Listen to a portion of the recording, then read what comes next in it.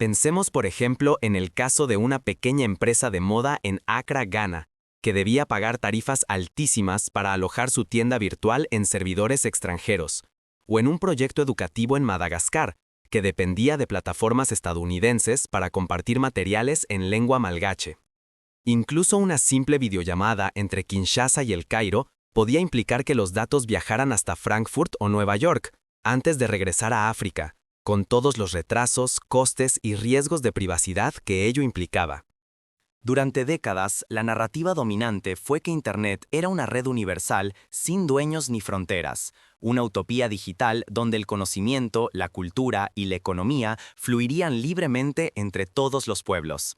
Sin embargo, la realidad era otra. Tras esa fachada de neutralidad, megacorporaciones estadounidenses, con Google, Amazon y Microsoft a la cabeza, controlaban las llaves del acceso, la velocidad y hasta la verdad misma.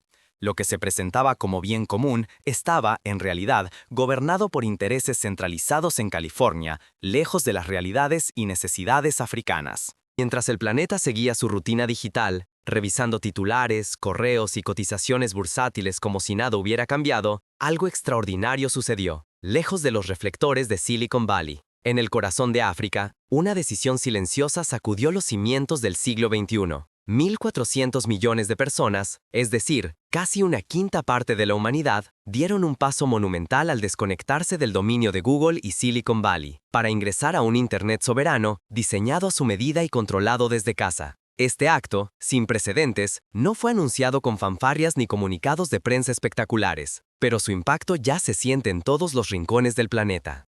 Así, África enviaba al exterior su riqueza digital, solo para luego pagar el derecho a recuperarla. Si pensamos en la cantidad de datos generados diariamente por bancos, universidades, hospitales y ciudadanos africanos, el drenaje anual de recursos era descomunal.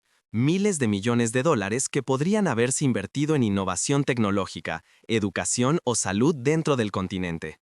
La comparación histórica es inevitable. Así como en el siglo XIX, las materias primas africanas salían en barcos rumbo a Europa, en el siglo XXI los datos digitales tomaban el mismo camino, solo que a la velocidad de la luz y bajo el disfraz de la globalización. Este proceso recuerda, en cierta medida, a la lucha por la independencia política en el siglo XX. Así como los países africanos enfrentaron décadas de colonialismo, ahora se rebelaban contra una nueva forma, más sutil, de dependencia. El colonialismo digital. Pero esta vez, la batalla era por el control del conocimiento, la riqueza intangible y la capacidad de decidir el propio futuro en la era de los datos. La historia de una joven programadora en Dakar resulta emblemática. Antes debía alojar su aplicación en servidores europeos, enfrentando retrasos y costes prohibitivos. Hoy, gracias a los nuevos centros de datos locales, puede ofrecer su servicio a toda África Occidental, generando empleo y motivando a otros jóvenes a seguir sus pasos. Así, la revolución digital se convierte también en revolución social. Pero en silencio, sin grandes titulares, África comenzó a cambiar su destino digital. La revolución no llegó de un solo golpe, sino como resultado de años de trabajo, coordinación y visión estratégica. Se construyeron más de 100.000 kilómetros de cables de fibra óptica, conectando ciudades, pueblos y aldeas a lo largo y ancho del continente.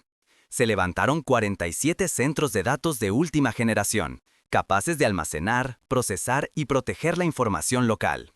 Y, quizás lo más crucial, se creó una red de puntos de intercambio que permite que el tráfico digital circule internamente, priorizando el contenido africano frente al extranjero. El impacto de la nueva infraestructura fue inmediato y palpable. Los costes de conectividad cayeron en casi 40%, permitiendo que millones de personas, antes excluidas por razones económicas, accedieran por primera vez a servicios digitales de calidad. Las escuelas rurales, que antes tardaban minutos en cargar una simple página educativa, ahora pueden acceder a clases en directo y contenidos en sus lenguas nativas. Los ingenieros de Lagos y los emprendedores de Nairobi pueden lanzar aplicaciones y servicios locales sin depender de plataformas extranjeras ni pagar comisiones abusivas. Sin embargo, cada revolución trae consigo riesgos y tensiones. La pregunta inevitable es, ¿será esta la verdadera libertad digital o solo el inicio de una nueva batalla global por el control del conocimiento y los datos? El equilibrio mundial se tambalea, y la economía de la información, así como la cultura, entran en una etapa de incertidumbre y competencia feroz. Pero el cambio no solo fue económico o tecnológico. Al priorizar el contenido africano, surgieron miles de nuevos proyectos culturales, desde bibliotecas digitales en idiomas autóctonos hasta plataformas de música y cine que rescatan tradiciones olvidadas. Por primera vez, la riqueza cultural de África, tan diversa y profunda, dejó de estar subordinada a algoritmos extranjeros y pudo florecer en el universo digital propio. Para entender cómo África logró romper las cadenas digitales que la ataban a Silicon Valley, debemos retroceder en el tiempo y analizar los pasos que llevaron a este momento histórico. La dependencia digital africana no fue un accidente, sino el resultado de decisiones políticas y económicas tomadas durante décadas. Por ejemplo, en el año 2006, solo una minoría de países africanos tenía acceso a cables submarinos de alta velocidad. La mayoría dependía de conexiones satelitales lentas y costosas.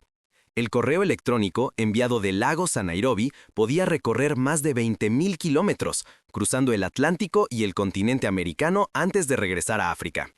Este absurdo logístico se traducía en altos costes, lentitud desesperante y, sobre todo, en un control extranjero sobre datos que debían pertenecer al continente. Esta situación recuerda el papel de las compañías coloniales europeas en el África del siglo XIX, que controlaban no solo la economía, sino también la educación y la cultura, imponiendo sus valores y prioridades. El nuevo colonialismo digital era menos visible, pero igual de profundo y determinante. En la práctica, cada dato generado en África era procesado en el extranjero.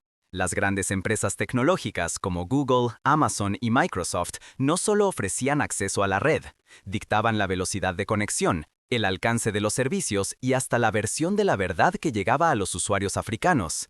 Cada vez que un joven buscaba información en Internet, el algoritmo decidía qué era relevante y qué debía permanecer oculto. El daño económico era inmenso.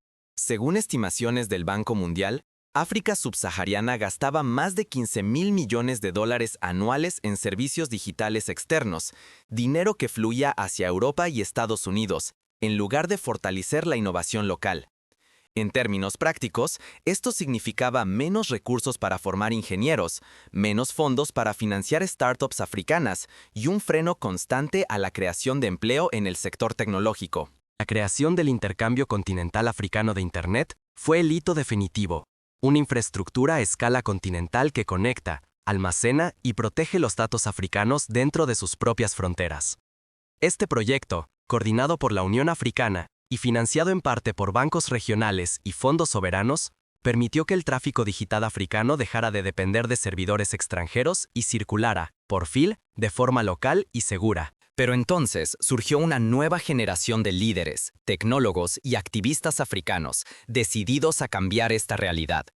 Inspirados por ejemplos como el desarrollo de la industria de software en India o la expansión de las telecomunicaciones en China, apostaron por construir una infraestructura propia, adaptada a las necesidades y la cultura local.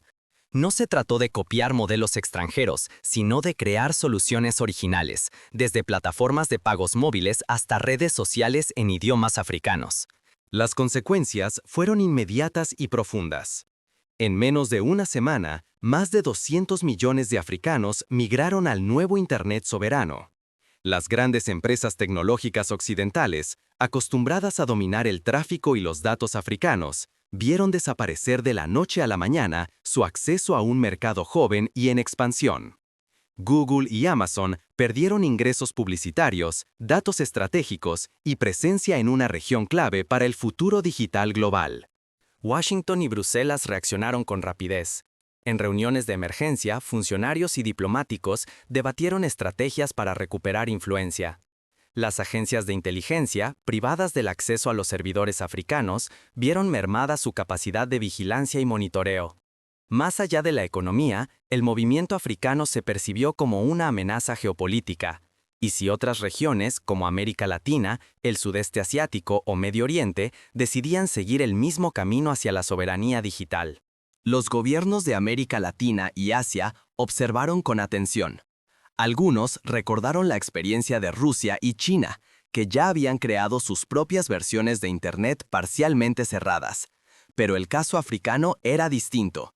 No se basaba en el aislamiento, sino en la colaboración regional y en la defensa de la diversidad cultural y lingüística. La posibilidad de un efecto dominó preocupaba a las potencias occidentales. Por primera vez, el sueño de un Internet abierto y universal parecía tambalearse, amenazado por la aparición de nuevas fronteras digitales y bloques rivales en el tablero global. La fragmentación de la red, algo que hasta hace poco se consideraba un escenario apocalíptico, se convertía en una realidad palpable. El riesgo de fragmentación era real y crecía día tras día. Si cada región erige sus propias murallas digitales, el acceso al conocimiento, la economía y la cultura se volverá más desigual y conflictivo que nunca antes. La cooperación internacional, la ciencia y la innovación podrían verse amenazadas por la proliferación de barreras técnicas, políticas y lingüísticas. Detrás de cada maniobra, el verdadero pulso era por el poder, el dinero y el control de la información. Las potencias occidentales, viendo tambalear su hegemonía, preparaban estrategias para resistir y contraatacar. Desde bloqueos comerciales hasta campañas de desinformación y presiones diplomáticas, las herramientas eran tan variadas como implacables. El equilibrio mundial pendía de un hilo. La historia africana está llena de ejemplos de cómo las victorias iniciales pueden torcerse si no hay vigilancia y control democrático. Por ejemplo, tras la independencia política en los años 60, muchos países sufrieron dictaduras o gobiernos autoritarios que traicionaron las promesas de libertad. Lo mismo puede ocurrir en el ámbito digital si la sociedad civil no se mantiene alerta y exige transparencia, acceso y pluralidad. Pero el mayor desafío para África no era solo la presión internacional. Ahora que la libertad digital había sido conquistada, surgía un nuevo dilema. ¿Cómo gestionar la soberanía y evitar caer en nuevas formas de abuso o control interno? La tentación de algunos gobiernos de utilizar la infraestructura para vigilar, censurar o manipular a la población era real. Si no se establecían contrapesos, transparencia y participación ciudadana, el riesgo de autoritarismo digital local era tan peligroso como el viejo colonialismo extranjero. Así, la soberanía digital se convierte en una ecuación vital. Abre la puerta a la libertad y al desarrollo, pero exige responsabilidad y vigilancia constante.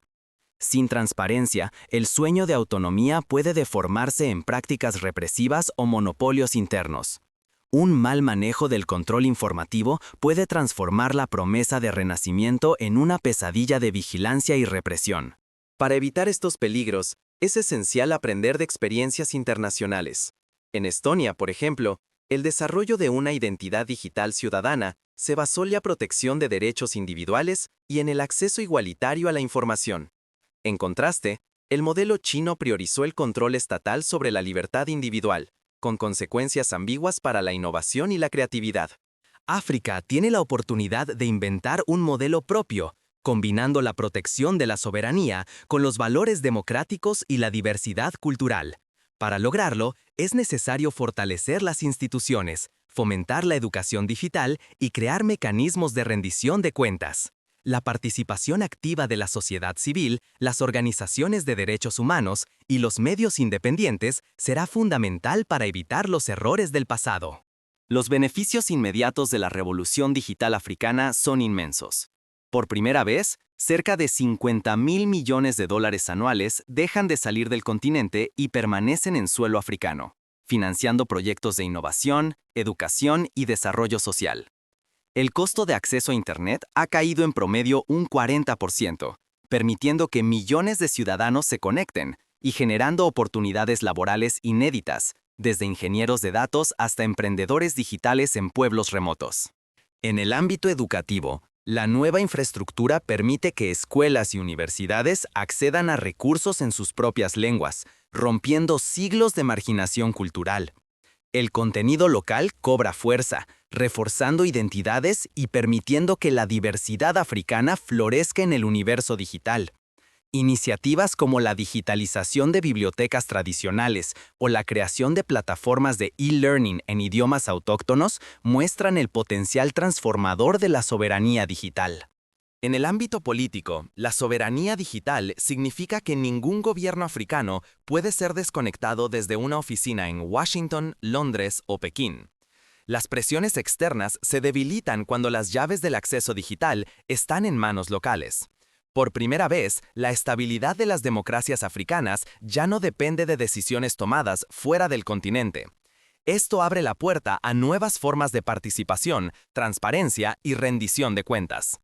Sin embargo, el control recién ganado trae consigo riesgos latentes.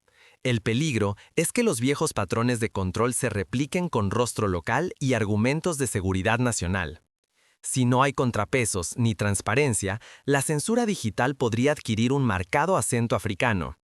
Experiencias en otros continentes demuestran que la vigilancia masiva puede justificarse en nombre del desarrollo, pero terminar restringiendo libertades y derechos fundamentales. La historia africana enseña que la autodeterminación es solo el primer paso. Lo esencial es cómo se ejerce ese poder en la vida cotidiana, quién lo controla y cómo se protege la diversidad de voces. La construcción de un Internet soberano debe ir acompañada de una cultura digital basada en el respeto, la inclusión y la creatividad. La clave está en mantener el equilibrio entre libertad, seguridad y acceso global. Ignorar estas lecciones condena a sociedades enteras a la irrelevancia, la dependencia y la fuga de talento y riqueza. En cambio, abrazar la soberanía digital abre las puertas al desarrollo genuino, la innovación y a una dignidad que no se vende ni se alquila. La lección africana trasciende la tecnología, requiere inversión, decisión política y, sobre todo, una visión común. Nada de esto fue fruto del azar ni milagro. Fue el resultado de muchos años de organización, de apostar por el futuro y de confiar en el valor de los propios datos y talentos. Proyectos de cooperación regional, como el desarrollo de plataformas de pagos móviles o la creación de consorcios de innovación tecnológica, demuestran que la colaboración es posible y rentable. Quizás lo más transformador fue el cambio psicológico colectivo. La lealtad a los viejos sistemas no era amor, sino resignación ante la ausencia de alternativas. Apenas surgió una opción real y propia, cientos de millones de personas eligieron dar el salto. Esa confianza compartida es tan poderosa como los kilómetros de cable o los centros de datos. El ejemplo africano desmonta el mito de que el dominio tecnológico global es eterno e inevitable. Prueba que, con organización y coraje, una sociedad puede romper cadenas que parecían inamovibles durante décadas. No están solos. Cualquier país, incluso cada ciudadano, puede desafiar el status quo digital y decidir dejar de alquilar su futuro a intereses lejanos. La soberanía digital es mucho más que cables bajo tierra o servidores. Es identidad, dignidad y la capacidad de decidir el propio destino. Controlar nuestros datos y decidir quién los ve y los usa es tan vital como la independencia política o económica. Cuando una región controla su flujo digital, protege no solo la economía, sino también la historia, la cultura y el porvenir. Así llegamos a la pregunta esencial. ¿Quién debe tener las llaves del futuro digital? ¿Estamos preparados para construirlo bajo nuestros propios términos? La respuesta requiere valentía, visión y un compromiso sostenido con la innovación, la educación y la participación ciudadana. Pero el gran reto es universal. ¿Cómo equilibrar libertad, seguridad y acceso global sin caer en el aislamiento ni ceder ante controles excesivos? El riesgo de fragmentar Internet es real, pero igual de real es el peligro de la sumisión indefinida a sistemas ajenos. La solución pasa por construir redes abiertas, colaborativas y respetuosas de la diversidad, donde la soberanía no significa encierro, sino capacidad de diálogo y cooperación. El apagón digital africano no fue un colapso, sino un renacimiento. Hoy, el dilema trasciende continentes. ¿Quién decidirá el rumbo del Internet durante el siglo XXI? ¿Seremos espectadores pasivos o actores protagonistas de la nueva era digital? El viaje africano desafía todo lo que creíamos inevitable sobre el destino digital. Pero, ¿qué pasaría si otras regiones se atrevieran a seguir el mismo camino? ¿Estamos listos para imaginar un mundo donde cada cultura, cada economía y cada comunidad pueda decidir su relación con la tecnología? Lo ocurrido en África va mucho más allá de cables y servidores. Es la reescritura de la soberanía y la afirmación de un sueño largamente postergado. Una red verdaderamente libre, donde los datos, las ideas y la dignidad no se exportan a potencias distantes, sino que florecen en casa, alimentando el desarrollo y el orgullo propio. Durante décadas, se nos vendió la idea de que el Internet era un espacio neutral, sin dueños ni fronteras. Pero esa neutralidad fue siempre una ilusión. En realidad, ha sido el tablero de juego de gigantes corporativos y gobiernos que, desde Silicon Valley hasta Bruselas o Pekín, han decidido qué historias se cuentan, qué economías prosperan y qué culturas sobreviven en la era digital. La decisión africana no es solo un acto de independencia, es una invitación y al mismo tiempo una advertencia. La fragmentación digital ya no es una amenaza lejana, es una realidad palpable. Muros invisibles se levantan en nombre de la seguridad, el control o el progreso, y cada uno redefine quién es libre y quién es vigilado, quién innova y quién obedece. El riesgo es inmenso. Si el mundo acepta que unos pocos concentren el poder sobre la infraestructura, los algoritmos y los datos, estaremos entregando nuestras economías, culturas y libertades digitales a nuevas formas de colonización, tan sutiles como implacables.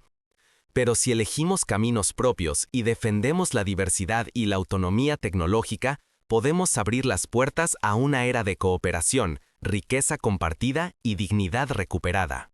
Nada está garantizado. La soberanía digital no es un destino alcanzado, sino una lucha cotidiana por decidir, innovar y proteger lo propio, sin caer en nuevos centralismos ni repetir errores pasados. El futuro pertenece a quienes se atreven a construir, defender y reinventar la red, día tras día. La pregunta es incómoda, pero ineludible. Ante la posibilidad de un renacimiento digital soberano, ¿seremos espectadores o constructores? El dilema que hoy enfrenta África es también el nuestro. No basta con romper las viejas cadenas. Ahora debemos decidir cómo, con quién y bajo qué principios construiremos el Internet del futuro. El apagón africano nos enseña que los sistemas pueden cambiar cuando quienes los habitan lo exigen, lo diseñan y lo sostienen juntos. Porque el Internet, en última instancia, nunca fue solo tecnología. Es el reflejo de nuestras decisiones, miedos y esperanzas compartidas.